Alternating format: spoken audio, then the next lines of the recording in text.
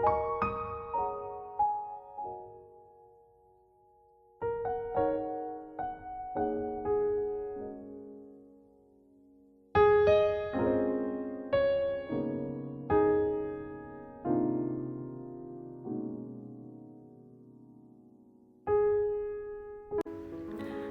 عليكم، كيف دايرين؟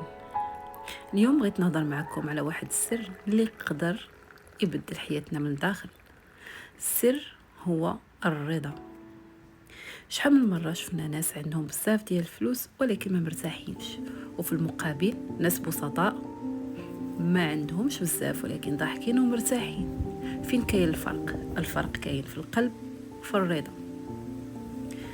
الرضا ماشي انك تملك كل شيء، الرضا هو انك تحس بالقيمه ديال اللي عندك.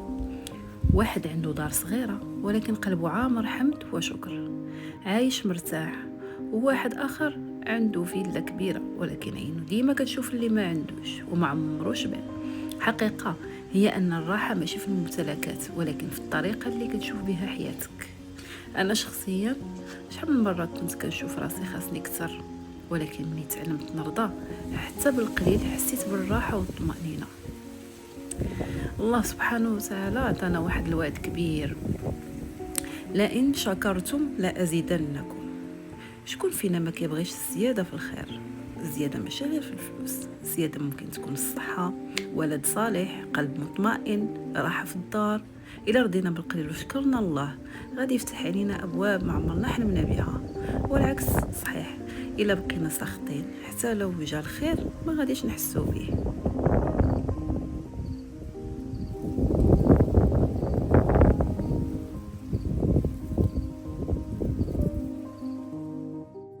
دابا غادي نقترح عليك واحد التمرين بسيط. جرب توقف دقيقة، غمض عينيك وشوف شنو عندك دابا. عندك الصحة؟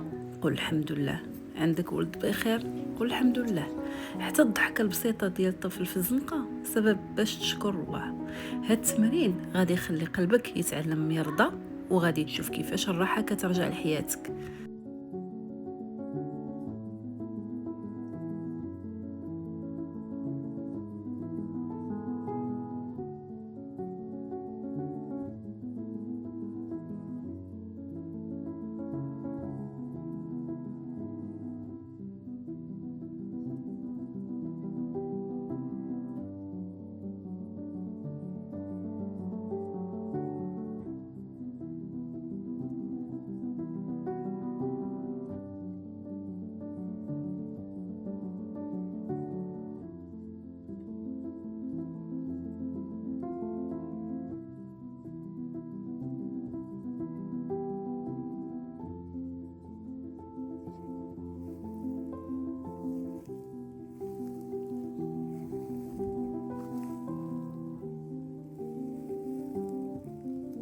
إذن الرضا ماشي استسلام، بالعكس هو قوة، هو سر السعادة وراحة البال.